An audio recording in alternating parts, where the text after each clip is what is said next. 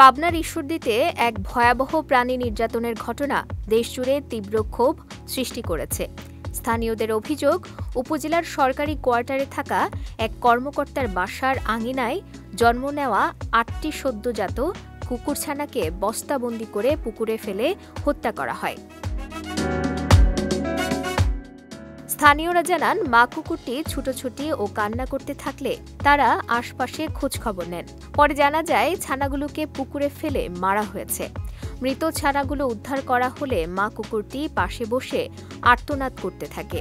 পরবর্তীতে ছানাগুলো মাটিতে সমাহিত করা হয়।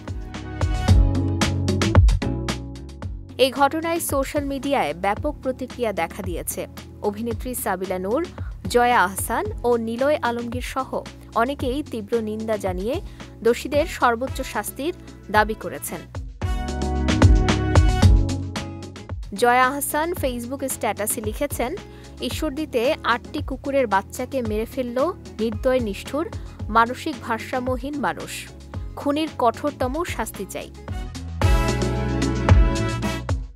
নিলয় আলমগীর লিখেছেন, ঈশ্বরদীতে ৮টা কুকুরের বাচ্চা বস্তায় ভরে পুকুরে ফেলে দিয়েছে একজন সরকারি কর্মকর্তা অথবা তার স্ত্রী।